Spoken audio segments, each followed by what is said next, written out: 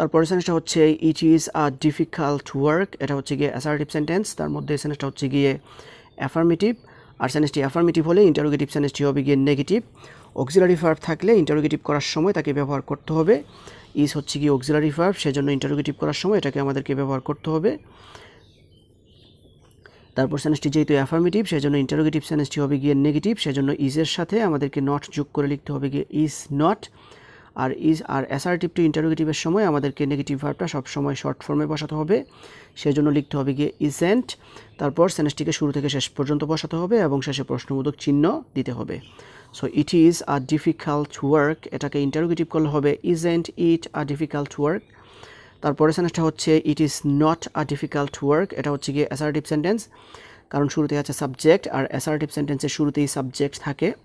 তবে assertive sentence হচ্ছে গিয়ে দুই প্রকার, নাম্বার 1 হচ্ছে গিয়ে অ্যাফার্মেটিভ অ্যান্ড নাম্বার 2 হচ্ছে গিয়ে নেগেটিভ। তার মধ্যে এই সেন্টেন্সটা হচ্ছে গিয়ে নেগেটিভ সেন্টেন্স, কারণ হচ্ছে গিয়ে নট। আর সেন্টেন্সটি নেগেটিভ হলে ইন্টারোগেটিভ সেন্টেন্সটি হবে অ্যাফার্মেটিভ। অক্সিলারি ভার্ব থাকলে ইন্টারোগেটিভ করার সময় তাকে ব্যবহার করতে হবে। ইজ হচ্ছে গিয়ে অক্সিলারি ভার্ব, সেজন্য ইন্টারোগেটিভ করার সময় আমাদেরকে এটা ব্যবহার করতে হবে। আর যেহেতু সেন্টেন্সটা নেগেটিভ সেন্টেন্স সেজন্য ইন্টারোগেটিভ সেন্টেন্সটি হবে গিয়ে অ্যাফার্মেটিভ, আর সেজন্য ইজের সাথে কোনো নট যোগ করা যাবে না, ইজি থাকবে। তারপর সেন্টেন্সটাকে শুরু থেকে শেষ পর্যন্ত লিখতে হবে এবং প্রশ্নবোধক চিহ্ন দিতে হবে। So it is not a difficult work, এটাকে ইন্টারোগেটিভ করলে হবে is it a difficult work. তো the next example is she is an intellectual girl, এটা হচ্ছে গিয়ে অ্যাসার্টিভ সেন্টেন্স, কারণ শুরুতে আছে সাবজেক্ট। আর তার মধ্যে সেন্টেন্সটা হচ্ছে গিয়ে অ্যাফার্মেটিভ, কারণ এই সেন্টেন্সটাতে কোনো নাবোধক শব্দ নেই, মানে কোনো নেগেটিভ ওয়ার্ড নেই।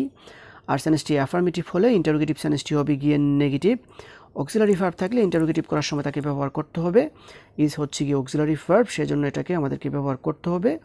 আর সেন্টেন্সটা যেহেতু নেগেটিভ সেন্টেন্স সেজন্য ইন্টারোগেটিভ সেন্টেন্সটি, আর সেন্টেন্সটা যেহেতু অ্যাফার্মেটিভ সেন্টেন্স সেজন্য ইন্টারোগেটিভ সেন্টেন্সটি হবে গিয়ে নেগেটিভ, সেজন্য ইজের সাথে নট যুক্ত করে লিখতে হবে গিয়ে ইজেন্ট। আর অ্যাসার্টিভ টু ইন্টারোগেটিভের সময় নেগেটিভ ভার্বটাকে শর্ট ফর্মে লিখতে হয়, সেজন্য আমাদেরকে লিখতে হবে গিয়ে ইজেন্ট। তারপর শুরু থেকে শেষ পর্যন্ত সেন্টেন্সটাকে লিখতে হবে এবং শেষে প্রশ্নবোধক চিহ্ন দিতে হবে।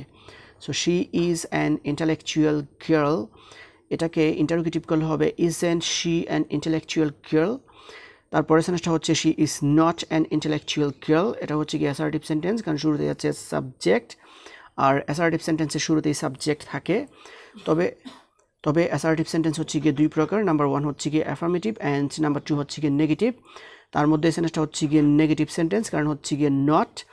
আর সেন্টেন্সটি নেগেটিভ হলে ইন্টারোগেটিভ সেন্টেন্সটি হবে গিয়ে অ্যাফার্মেটিভ। অক্সিলারি ভার্ব থাকলে ইন্টারোগেটিভ করার সময় তাকে ব্যবহার করতে হবে। ইজ হচ্ছে অক্সিলারি ভার্ব, সেজন্য ইন্টারোগেটিভ করার সময় আমাদেরকে এটাকে ব্যবহার করতে হবে।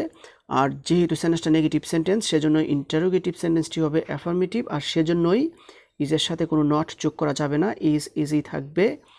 তারপর শুরু থেকে সেন্টেন্সটাকে শেষ পর্যন্ত বসাতে হবে এবং শেষে প্রশ্নবোধক চিহ্ন দিতে হবে। So she is not an intellectual girl, এটাকে ইন্টারোগেটিভ করলে হবে is she an intellectual girl. তারপর সেন্টেন্সটা হচ্ছে Dhaka is not an old city, এটা হচ্ছে গিয়ে অ্যাসার্টিভ সেন্টেন্স, কারণ শুরুতে আছে সাবজেক্ট, আর অ্যাসার্টিভ সেন্টেন্সের শুরুতেই সাবজেক্ট থাকে।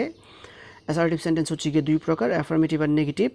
তার মধ্যে এই সেন্টেন্সটা হচ্ছে গিয়ে নেগেটিভ সেন্টেন্স, কারণ হচ্ছে গিয়ে নট মানে নেগেটিভ ওয়ার্ড। আর সেন্টেন্সটি নেগেটিভ হলে ইন্টারোগেটিভ সেন্টেন্সটি হবে গিয়ে অ্যাফার্মেটিভ।